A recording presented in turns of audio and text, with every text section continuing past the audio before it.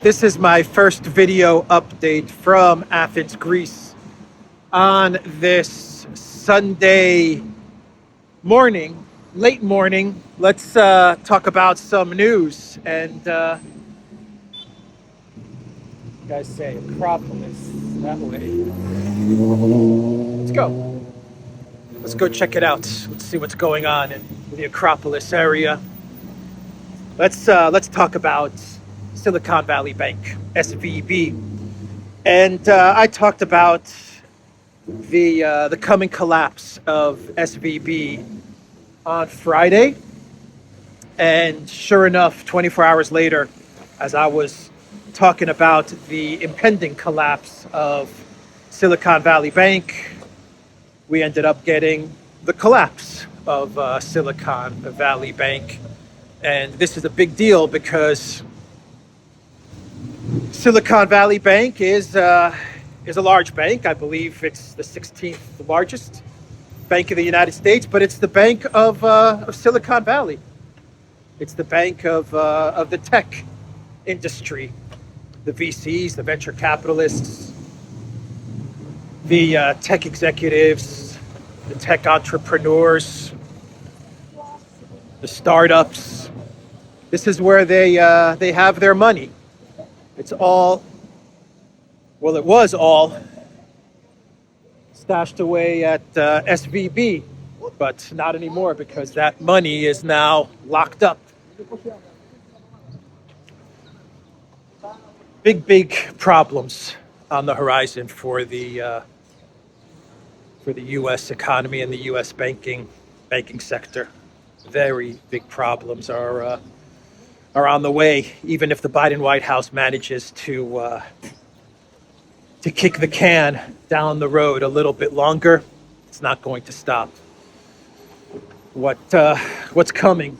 But back to SVB. So, look, this is how it works in Silicon Valley. You're a tech entrepreneur, and you get venture capital funding. Let's say you go to, what's a big VC? Let's say you go to Excel Partners. I'm just giving an example. Let's say you go to Excel Partners, you have your startup that makes electric scooters, electric motorcycles, right? That's your startup. And you get a couple of million in funding from Excel Partners, and you have 10 employees. And Excel Partners, you want to know what they tell you? They say, okay, here's your 2 million in VC funding.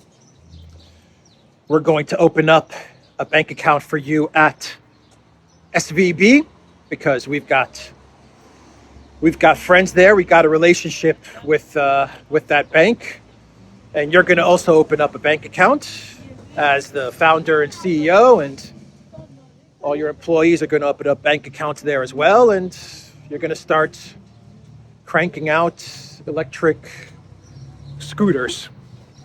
And that's how it works in Silicon Valley. And so all of these people now, the startup companies, the tech entrepreneurs, the VC money that goes to these ventures, all of this stuff is wiped away. All these funds are locked up. Unless, of course, the Biden White House does something to bail out all these depositors. That's the big question, isn't it? What will the Biden White House do come Monday? What will the Fed do come Monday?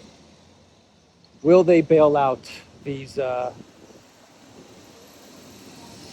depositors, specifically companies and high net worth individuals that have over, 250,000 USD?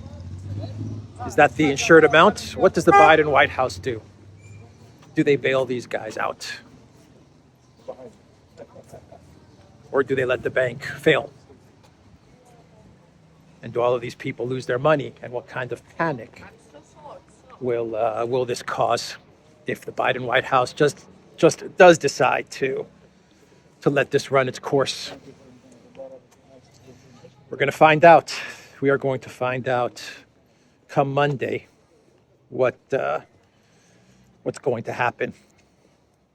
Bill Ackman, he's predicting a 1929 styled bank run starting Monday if the government doesn't bail out SVB. That's what Bill Ackman says. Bill Ackman's plan for SVB entails recapitalization, wiping out equity holders, bailing out bondholders, FDIC guarantees for all deposits.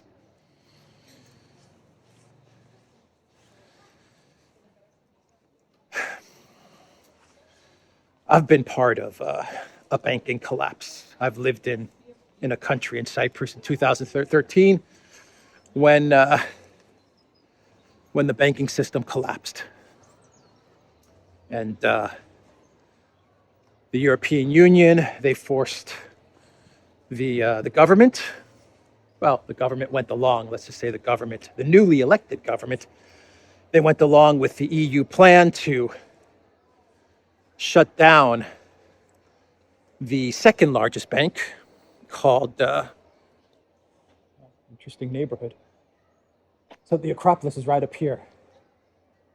But I've shown you the Acropolis area before, so it's right up there on the hill. But let's walk up this way. I've never been to this neighborhood. Let's see what awaits us in this neighborhood in Athens by the Acropolis. Beautiful homes, apartments, huh? Pretty cool living here. Anyway, so I was there, and the government went along with shutting down the second largest bank in Cyprus. And then they took the state bank, the Bank of Cyprus. So they shut down Laiki Popular Bank. Everyone's money was wiped away from there, all gone. Within 24 hours, all gone, nothing you could do. And then they took the state bank, the big, Cyprus State Bank, Bank of Cyprus, where everyone pretty much has money in Bank of Cyprus because it's the traditional state bank. And they took that bank and they split it up into two banks, a good bank and a bad bank. And the bad bank with all the bad loans and stuff like that, they wound that down and they kept the good bank operating. And it was a mess. It was an absolute mess. I remember that day. It was Friday night where they were talking about some banking problems and how the banks needed 10 billion to be bailed out, and the EU was not going to give Cyprus 10 billion to bail out the banks, and instead they were talking about a bail-in to just take the people's money to deal with the shortfalls in the economy and in the banking sector. And I woke up on that Saturday. I went across the street for a coffee. I didn't know what was going on. I went across the street. I saw everybody in the coffee shop just pulling their hair, and some people were in tears. I'm like, what's going on? And I found out minutes later that the second largest bank is finito. If you had money in that bank, it's all gone.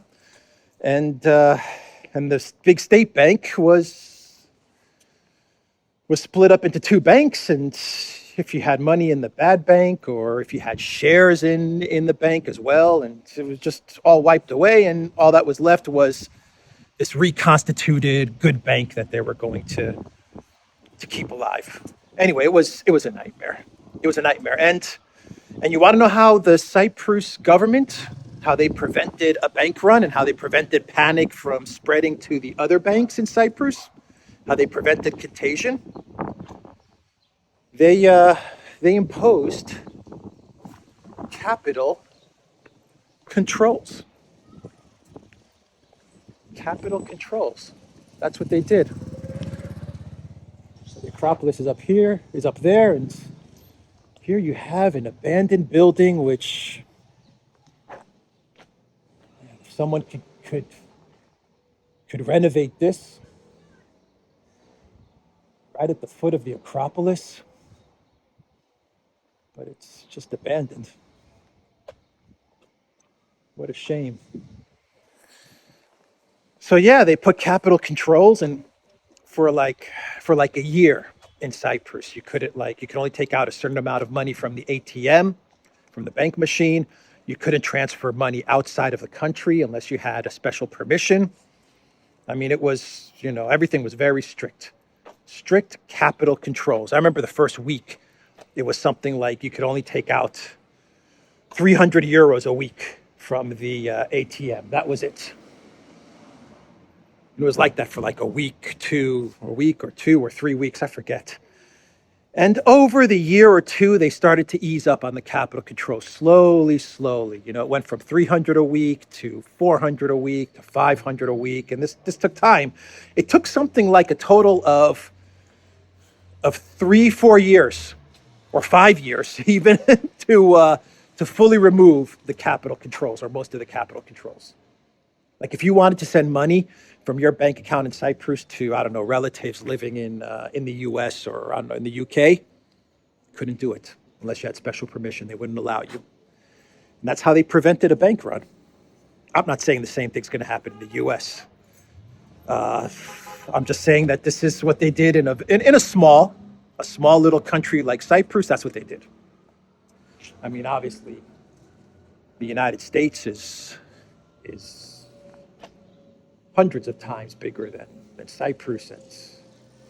It's a completely different situation, or it requires a different remedy, that's for sure. But panic is panic, and when you understand that people see one bank melting down and they say, you know what, I better pull my money out of my current bank before I lose it, well, then you have to take drastic action, drastic measures. So we'll see what the Biden White House does. Maybe they don't do anything and they allow this meltdown to run its course. Maybe they step in and they bail out depositors, executives, companies, who knows? I will say this, a lot of the Silicon Valley banking execs are Democrat donors.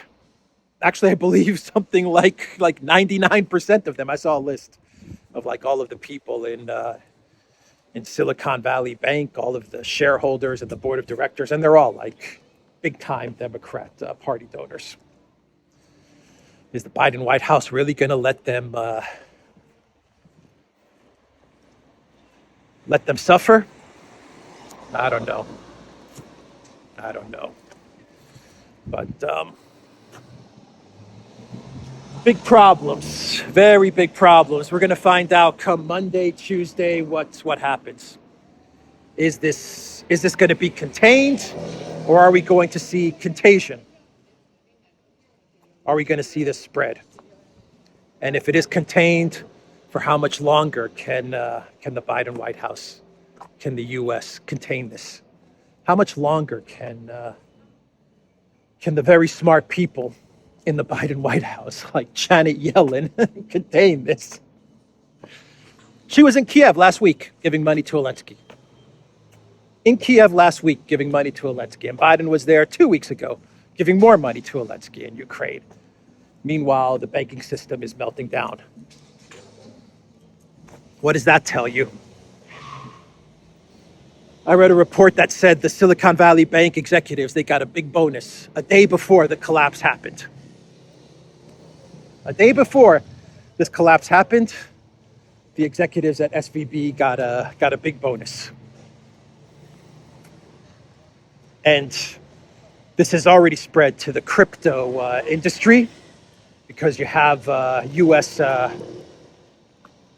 USDC, the stable coin, had something like 10 or 50% of their money tied up in Silicon Valley Bank, something like 3.3 billion. And so now this has spread to the crypto markets, and they're having a meltdown. This is obviously going to spread to the tech sector. This is going to affect the tech sector and innovation in a big, big way. We'll see what will happen on Monday. What Bidenopolis does, Greece's favorite son, What will Joe Bidenopolis do?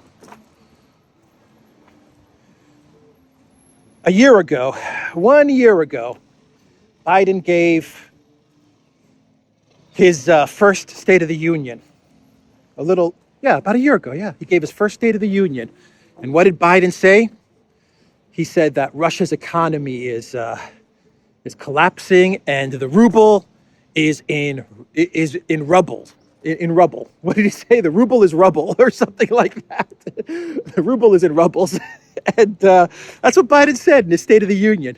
The ruble is rubble. That's what he said. And the shock and awe sanctions were meant to destroy the Russian economy and destroy the Russian banking sector. That's what the shock and awe sanctions were meant to do. Over a year ago, that was the plan. To sanction Russia into oblivion, to destroy the banking sector. I'm at the foot of the Acropolis. So the Acropolis is up there, and I'm like at the park at the foot of the Acropolis. And, you walk around here, and you stumble upon interesting things, interesting artifacts and stuff like that. But that was the plan, is to destroy the Russian economy. And so they sanctioned Russia 1 time, 2 times, 3 times, 4 times, 10 times the European Union.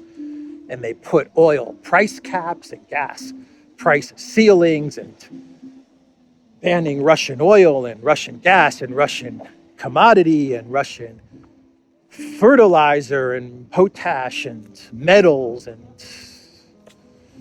everything, right? They wanted to destroy Russia and the Russian economy and bring suffering to the Russian people.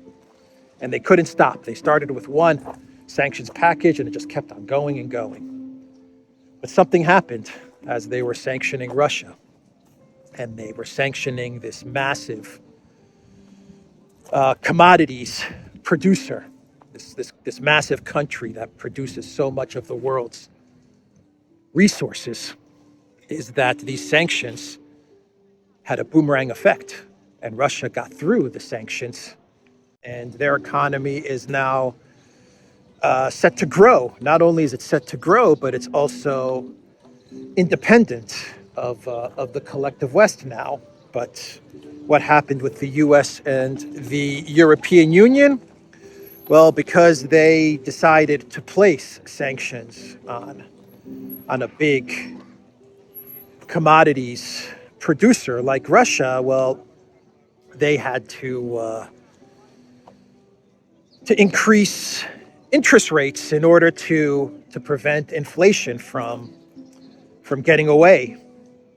And this was after they had pumped trillions of dollars, or in the case of Europe, trillions of euros into their economies to deal with the lockdown.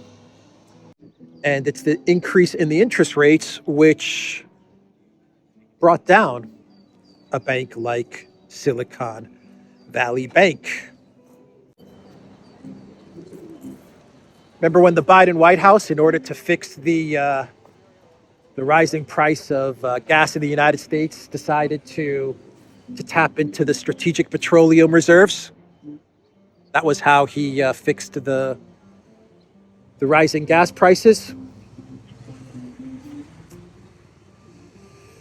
Oh man. Anyway, that's the story with Silicon Valley Bank. I don't want to stick on this too long. It's a huge news story, a massive news story.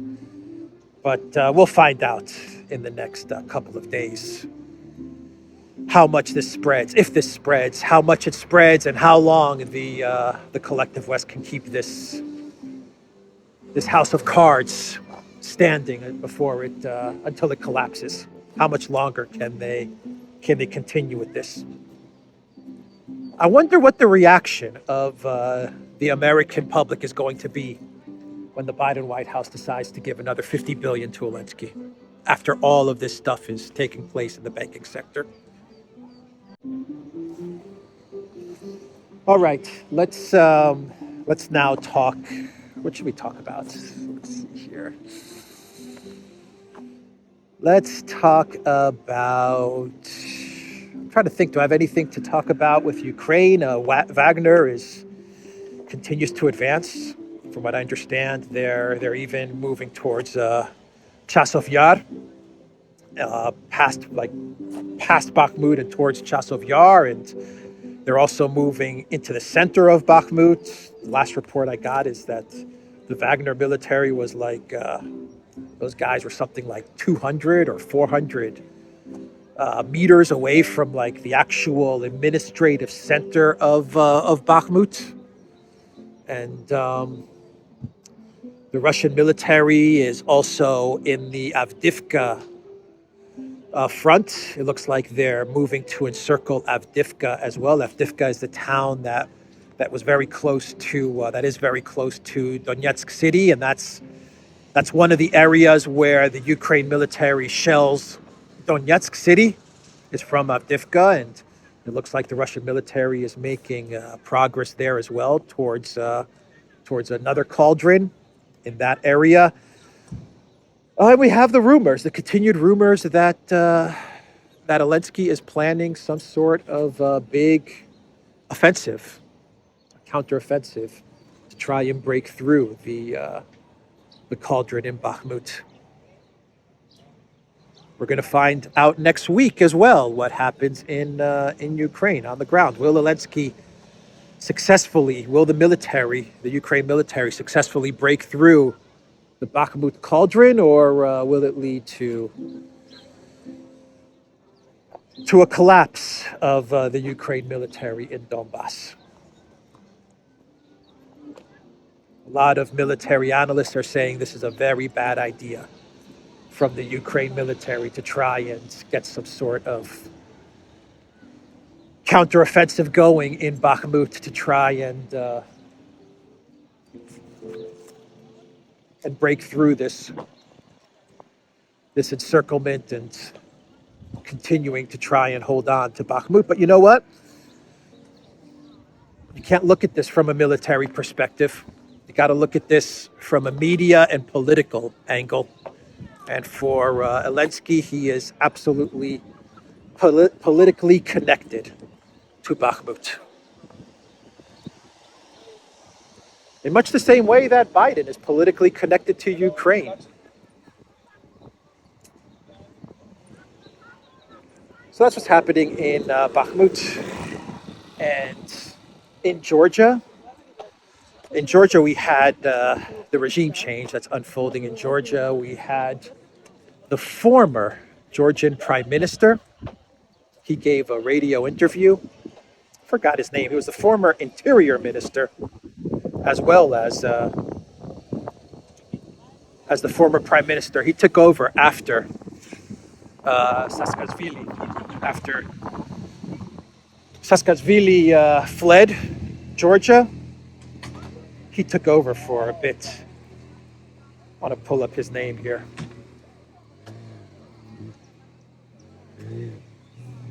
The former prime minister and former interior minister, Vano Merabishvili. This is what he said in an interview the other day. He said, "We are going to start mass actions, and I am sure that the Georgian society will support us in order to change the government and to make a pro-Western, pro-Ukrainian government come to power in Georgia so that Ukraine is not alone. We are practically allies. We should be together, and together we should celebrate the victory, not only over Russia, but also the accession to the EU, NATO, and so on. I am sure that this spring and summer will be very interesting in the sense of solving problems in Georgia." That is what the former prime minister and former interior minister of Georgia, Vano Merabishvili, said in an interview. I don't think you're going to be solving any problems for Georgia by going down this path. My hunch is that you're going to create all kinds of permanent terrible, catastrophic problems for Georgia by going down this path. This whole narrative of Georgia being practically being allies with Ukraine. I don't know where this is coming from. When has Georgia ever been allied to Ukraine in this way? I have no idea where this stuff is coming from. But look, Saakashvili, after he failed in his war against Russia in 2008, a war that he started under the encouragement of NATO. He started that war. He was charged with corruption. He then fled Georgia. He bounced around to a lot of different countries. He was actually in Williamsburg, Virginia for a bit. And then he went back to Ukraine. He got a Ukraine passport after the coup, the 2014 coup from Biden and Obama and the European Union. He went back to Ukraine when Poroshenko was president. He got citizenship, a passport, and he was appointed the governor or the mayor, or something like that, of Odessa. And then he got kicked out of Ukraine again. He went to Poland. And then he tried to get back into Georgia last year to try and lead a regime change last year, and he failed, and they arrested him. And the last I heard about Mikhail Saakashvili is that he's in like a mental institution. That's the last I heard about him. He was John McCain was his mentor. That's who Mikhail Saakashvili was working with. He was part of the neocon John McCain crowd. And so when he was in the United States and when he was bouncing around, he was just moving around, waiting for his next orders from the neocons. And so he put all of his trust and everything he had, he put it with the neocons and John McCain, and that's who he aligned with. And, now he's in a mental hospital, but it looks like they're going to get the regime change, though. At the end of the day, it looks like the regime change is going to happen without Saakashvili, and it's going to lead to a disaster in Georgia. It is going to be a disaster. And this should be my clown world. It won't be, but this should be my clown world. The protesters in Georgia, they started protesting because of a foreign agents bill, right? That was what started the protests. And this foreign agents bill, it's since been withdrawn, but this foreign agents bill is something that Canada is now going to be enacting, which I find to be pretty incredible when you think about it. And there's a Reuters article. Let me find it here. Let's see here. Reuters. Canada starts setting up foreign agent registry amid reports of Chinese election meddling. Oh, man.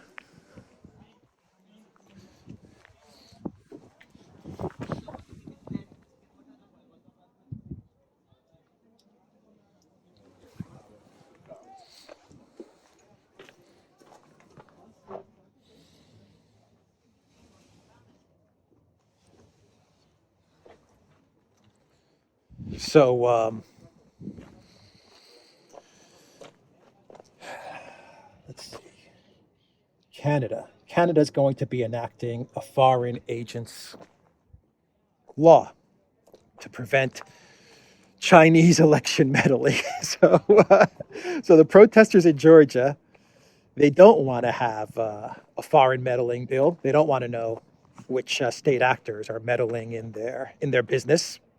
So they're against transparency and finding out which state actors are meddling in their business, because we all know that if this bill went through, the state actors that would be exposed would be the collective West. They would be exposed as meddling in Georgia's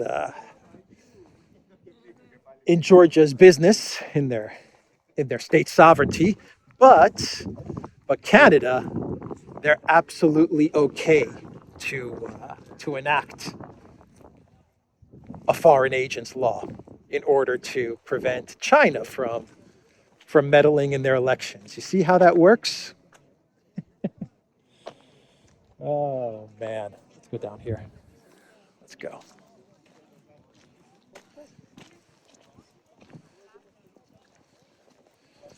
So that should be my clown world. It's okay for Canada to have foreign agents laws, but it's not okay for Georgia. Incredible stuff. Incredible stuff. So let's wrap up this video. I do have a clown world, but we also have another story that we could talk about real quick. There was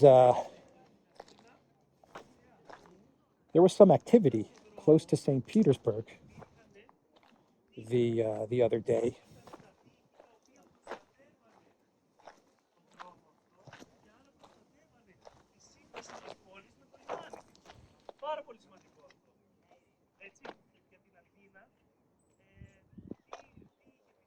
Pretty nice, huh?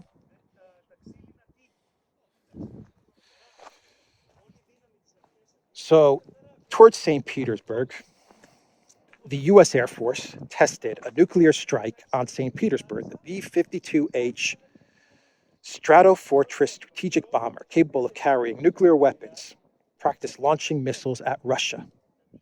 That's what happened yesterday. And then after St. Petersburg, they did the same thing towards Kaliningrad.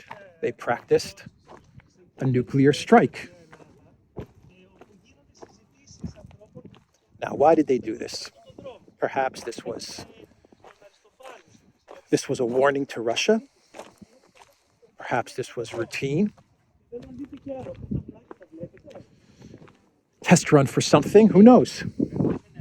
A panic setting in the collective West.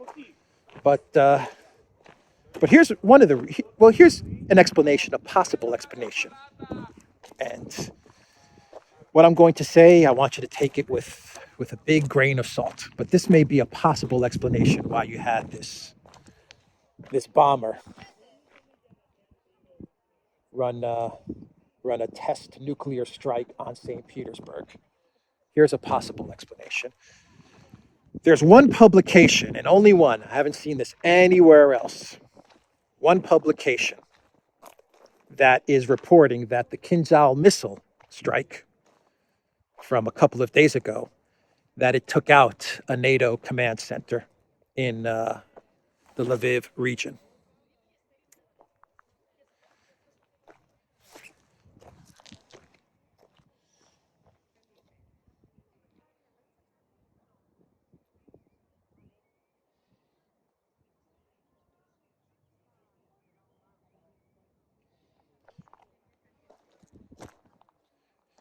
So the story goes like this.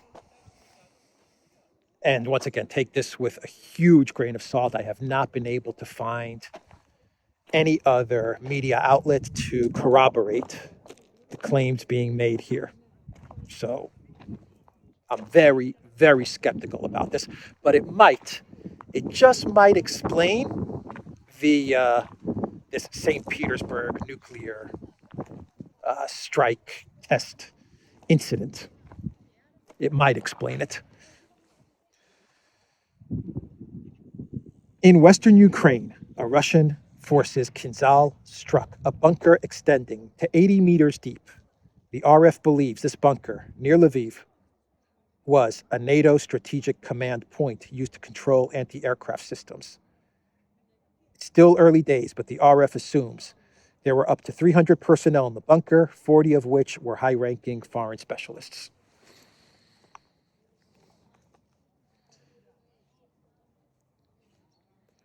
Did the Kinzhal missile, this hypersonic missile, did it hit a command center for the collective West, for NATO, killing 300, including 40 foreign specialists, foreign commanders? I have no clue. I'll repeat it again. I just want to make sure that I'm being straight up with everybody.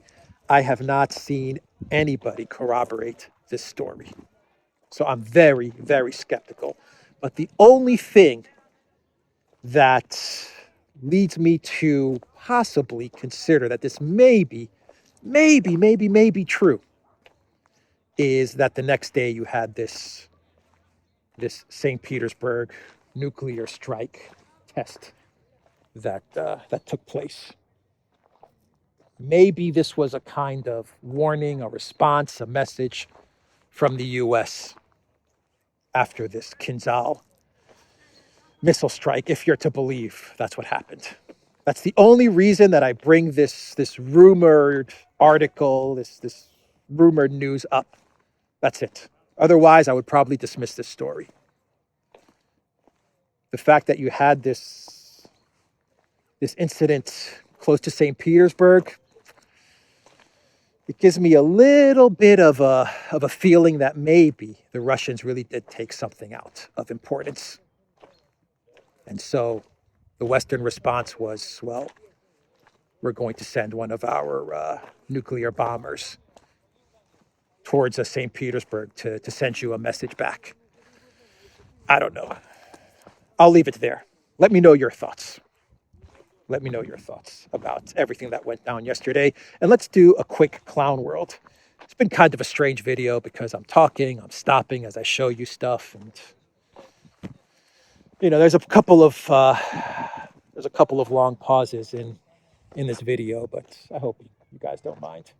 It's a Sunday, so we can be a little more relaxed. Clown world. Let's see. Zelensky's in trouble, everybody. He's in trouble. I got a feeling that the world is turning against Zelensky, including the collective West. The 80% of the world has already turned against Zelensky. They don't really like the guy, but I'm starting to think that the collective West is really starting to turn against Zelensky. And why do I say that? Well, we have a cartoon coming out of France. By the way, there were big protests in France because of the pension reform. Very big protests that turned very violent as well, as Macron tried to crack down on protesters. There were also protests in Czech Republic as well, but they were protesting the escalation towards war with Russia. Very big protests in the Czech Republic, and the Czech media was like, we had protests of like hundreds of people. And then when you look at the photos, you're like, that's not hundreds of people. That's like thousands and thousands of people. But, that's the media for you. They want to try to mislead the public and make it seem like, there's only hundreds of people in support of no war with Russia.